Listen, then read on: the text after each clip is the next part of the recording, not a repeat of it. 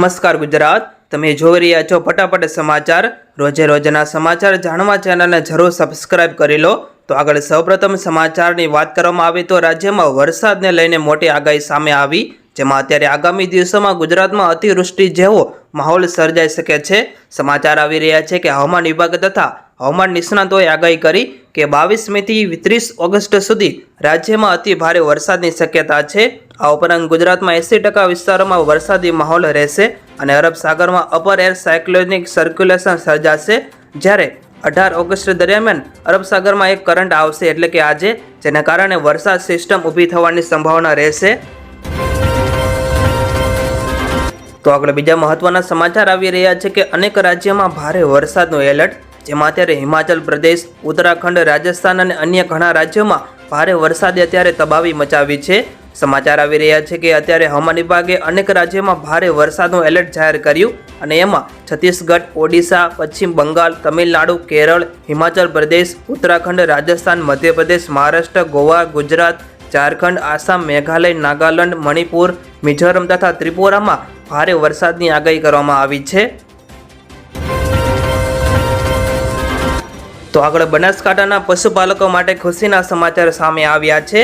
વાસ્તવમાં આજે બનાસ ડેરીની 56મી સાધારણ સભા મળી હતી અને આ સાધારણ સભામાં બનાસ ડેરી દ્વારા પશુપાલકો માટે ભાવફેર વધારો જાહેર કરવામાં આવ્યો, જેમાં બનાસ ડેરીના ચેરમેન શંકરભાઈ ચૌધરીએ પશુપાલકો માટે 18.52% ભાવફેર વધારાની જાહેરાત કરી। આ જાહેરાત બાદ હવે 4 લાખથી વધુ પશુપાલકોને આ ભાવફેર વધારો મળશે અને બનાસકાંઠા જિલ્લામાં આવેલા આ બનાસ ડેરીને આજે 56મી સાધારણ સભા મળી હતી અને આજે મળેલ સાધારણ સભામાં બનાસ ડેરીના ચેરમેન શંકર ચૌધરીએ પશુપાલકોને સૌથી મોટી આ જાહેરાત કરી છે। તો આગળ ગણેશ મૂર્તિને લઈને સમાચાર આવી રહ્યા છે, જેમાં સમાચાર એ છે કે આ ગણેશ મૂર્તિની સ્થાપના માટે તમારે સ્થાનિક પોલીસ સ્ટેશનથી પરમિશન લેવી પડશે અને સ્ટેશન તરફથી પરમિશન આપવામાં આવશે અને આ સિવાય સ્થાપનાની જગ્યાએ છે તે તમારે લાઉડ સ્પીકર વગાડવા માટેની પરમિશન જે તે પોલીસ તરફથી આપવામાં આવશે અને જે દિવસે ગણેશ સ્થાપના માટેની પરમિશન મેળવવા માટે પોલીસ સ્ટેશનમાં અરજી કરવામાં આવે તે જ વખતે અરજદારે ગણેશ વિસર્જન માટે પણ સરઘસ કાઢવા માટે અરજી પણ ફરજિયાત આપવાની રહેશે। ખાસ આ નિયમો અત્યારે સરકાર દ્વારા બનાવી રહ્યા છે ગણેશ મૂર્તિની સ્થાપના માટે। તો આગળ યુપીઆઈ પેમેન્ટને લઈને મોટા સમાચાર આવ્યા, જેમાં તમારા ખોટા એકાઉન્ટમાં જો તમે પૈસા ટ્રાન્સફર કરી દીધા હોય તો શું કરવું એના માટે અત્યારે યુપીઆઈ છે તે માર્ગદર્શિકા બહાર પડી, જેમાં અત્યારે તમે ઘણી વખતે ઉતાવળ અથવા ભૂલના કારણે પૈસા છે તે ખોટા એકાઉન્ટમાં ટ્રાન્સફર થઈ જતા હોય છે। જો આવું થાય તો પહેલાં બેંકને જાણ કરો અને બેંકમાં નિર્ધારિત પ્રક્રિયા પૂર્ણ કર્યા પછી તમે પૈસા પાછા મેળવી શકો છો અને આ સિવાય કોઈ પણ ટ્રાન્ઝેક્શન કરતી વખતે તેનો સ્ક્રીનશોટ લઈ લો અને આ સ્ક્રીનશોટની મદદથી પણ તમે પૈસા ન મળવા ઉપર પોલીસમાં કેસ કરી શકો છો અને પૈસા પરત મેળવી શકો છો। તો સમાચાર આવી રહ્યા છે કે સોનું સસ્તું થયું, જેમાં અત્યારે આજે સોનાના ભાવમાં ઘટાડો થયો। ઇન્ડિયન એન્ડ બુલિયન્સ એન્ડ જ્વેલર્સ એસોસિએશનના જણાવ્યા અનુસાર 24 કેરેટ સોનાના 10 ગ્રામની કિંમત ₹403 ઘટીને 70,390 રૂપિયા થઈ ગઈ, જ્યારે ગઈકાલે તેની કિંમત છે તે 70,793 પ્રતિ 10 ગ્રામ હતી, જ્યારે ચાંદી ₹734 વધીને 81,665 રૂપિયા પ્રતિ કિલોગ્રામ ઉપર પહોંચી ગઈ, જ્યારે ગઈકાલે ચાંદીનો ભાવ છે તે 80,991 રૂપિયા પ્રતિ કિલોગ્રામ હતો। તો સમાચાર આવી રહ્યા છે કે ટ્રેનોનો થયો અકસ્માત। અત્યારે દેશમાં 2 મોટા ટ્રેન અકસ્માત થયા છે। પહેલો અકસ્માત ઉત્તર પ્રદેશના કાનપુર અને ભીમસેન સ્ટેશન વચ્ચે થયો હતો, જ્યાં સાબરમતી એક્સપ્રેસના 12 ડબ્બા પાટા ઉપરથી ઉતરી ગયા હતા, જ્યારે દુર્ઘટનામાં જાનહાનિનો આંકડો હજુ જાહેર થયો નથી, પરંતુ રાહત અને બચાવ કાર્ય ચાલી રહ્યો છે। જ્યારે ઘટના છે તે ગઈકાલે 2.5 કલાકે રાત્રે બની હતી અને બીજી દુર્ઘટના સિલીગુડી અને રંગપાનીમાં થઈ હતી, જ્યાં એક માલગાડી છે તે પાટા ઉપરથી ઉતરી ગઈ હતી। ત્યાં પણ અત્યારે કોઈ જાનહાનિનો કિસ્સો સામે આવ્યો નથી। તો એસબીઆઈ બેંકના કરોડો ગ્રાહકોને મોટો ઝટકો લાગ્યો છે। સમાચાર આવી રહ્યા છે કે દેશની સૌથી મોટી સરકારી bank state of bank India એટલે કે એસબીઆઈએ MCLRમાં રેટમાં વધારો કર્યો છે। MCLR રેટ છે તે 8.85%થી વધીને 8.95% થઈ ગયો છે। નવો દર છે તે 15 ઓગસ્ટથી લાગુ થઈ ગયો છે અને MCLR રેટ વધવાને કારણે બેંક પાસેથી તમારે લોન લેવી મોંઘી પડશે। જો તમારે લોન હોમ લેનાર છે અને કાર લોન અને એજ્યુકેશન લોન માટે વધુ EMI ને ચૂકવવી પડશે, જેની સીધી અસર ગ્રાહકોના ખિસ્સા ઉપર પડશે. તો કેન્દ્રીય ગૃહમંત્રી અમદાવાદ આવશે. આવનારા સમયમાં રાજ્યનું રાજકારણ અત્યારે ગરમાઈ શકે છે. કેન્દ્રીય ગૃહમંત્રી અમદાવાદ આવી રહ્યા છે.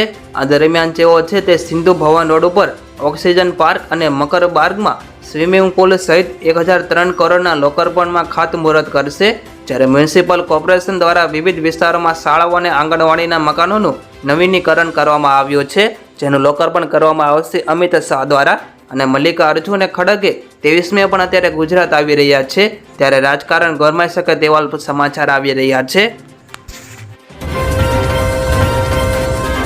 તો અત્યારે હાલ ચોમાસું ચાલી રહ્યું છે, ત્યારે અત્યારે વરસાદને કારણે ગુજરાતમાં જળાશયોમાં નવા નીર આવ્યા છે, જેમાં રાજ્યના 51 જળાશયો હાલ સંપૂર્ણપણે ભરાઈ ગયા છે. અને અત્યારે ગુજરાતની જવાબદારી સમાન સરદાર સરોવર ડેમમાં પણ અત્યારે 88% જળ સંગ્રહ થયો છે.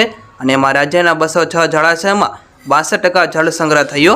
જ્યારે રાજ્યની જવાબદારી સમાન સરદાર સરોવર ડેમની પણ અત્યારે સપાટી ઘટી ગઈ છે, જેમાં સરદાર સરોવર ડેમમાં જળ સંગ્રહ છે તે 88% થઈ ગયો છે. તો શિક્ષકોની બદલીને લઈને સમાચાર આવ્યા છે, જેમાં બદલી માટે રાહ જોઈ રહેલા શિક્ષકો માટે વધઘટ તથા જિલ્લા આંતરિક બદલીઓની તારીખો જાહેર કરવામાં આવી છે. અને એમાં જિલ્લા આંતરિક બદલીઓ 2 તબક્કામાં કરવામાં આવશે. જિલ્લા આંતરિક બદલી કેમ્પ છે તે પ્રથમ તબક્કામાં છે તે 24 થી 28 ઓગસ્ટ દરમિયાન પૂર્વ તૈયારી થશે. અને બદલી કેમ્પ છે તે 1 થી 22 સપ્ટેમ્બર દરમિયાન યોજાશે. જ્યારે જિલ્લા આંતરિક બદલી કેમ્પ છે તે બીજા તબક્કામાં પૂર્વ તૈયારી માટે 24 થી 27 સપ્ટેમ્બર દરમિયાન યોજાશે. અને બીજા તબક્કાનો મુખ્ય કેમ્પ છે તે 28 સપ્ટેમ્બરથી 14 ઓક્ટોબર દરમિયાન યોજાશે. તથા વધઘટ બદલી કેમ્પ છે તે 20 થી 22 ઓગસ્ટ દરમિયાન યોજાશે. તો આગળ સુરતથી સમાચાર આવી રહ્યા છે. સુરત હીરા ઉદ્યોગમાં અત્યારે મંદીનો માહોલ સર્જાતા મંદીમાં રત્ન કલાકારોની હાલત કફોડી બની છે. હાલ પ્રવર્તી રહેલા મંદીના કારણે હીરા ઉદ્યોગમાં વેકેશનનો માહોલ જોવા મળ્યો હતો, જેને લઈને હીરા કારખાનાઓએ વેકેશન પડતા ડાયમંડ વર્કર યુનિયનની નાયબ શ્રમ આયુક્ત વિભાગને લેખિતમાં રજૂઆત કરવામાં આવી હતી. અને હાલ આ ડાયમંડ મંદીને કારણે 5 લાખથી પણ વધુ રત્ન કલાકારો ઉપર અસર પડી છે. ત્યારે આ મંદીને કારણે આર્થિક પરિસ્થિતિ ઉપર અસર પડતા 16 મહિનામાં લગભગ 65 રત્ન કલાકારોએ આપઘાત કર્યા હોવાની પણ માહિતી સામે આવી છે.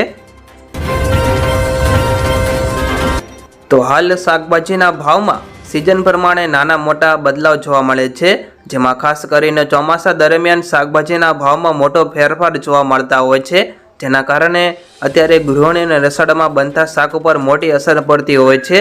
વાત કરવામાં આવે તો શાકભાજીના 20 કિલોએ ભાવ છે, જેમાં લીંબુના ભાવ 500 થી 1000 રૂપિયા, બટેટા 300 થી 580 રૂપિયા, ડુંગળી સૂકી 240 થી 775 રૂપિયા, કોથમરી 800 થી 1000 રૂપિયા, રીંગણા 500 થી 800 રૂપિયા, ચોળાસિંગ 600 થી 800 રૂપિયા, કારેલા 300 થી 500 રૂપિયા, કંટોળા 1200 રૂપિયાથી લઈને 1500 રૂપિયા સુધી, ડુંગળી લીલી 600 રૂપિયાથી લઈને 1000 રૂપિયા, મરચા લીલા છે તે 600 રૂપિયાથી લઈને 800 રૂપિયા સુધી ભાવ તે 20 કિલોએ જોવા મળી ગયા હતા.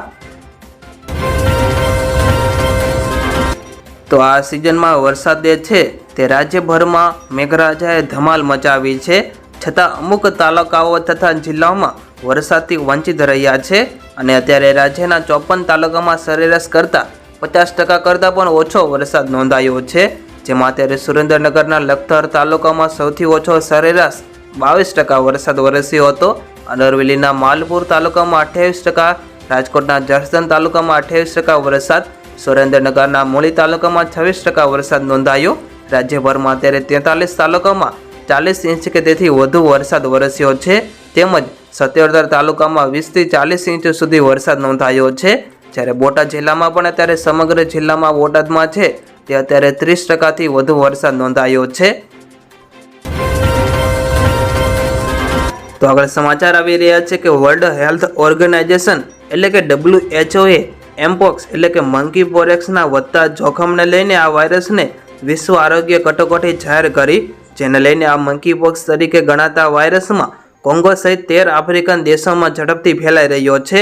અને આ બીમારીને કારણે અત્યાર સુધીમાં 524 લોકોના મોત થયા છે, જ્યારે ગઈકાલે પાકિસ્તાનમાં મંકીપોક વાયરસનો એક કેસ નોંધાયો છે.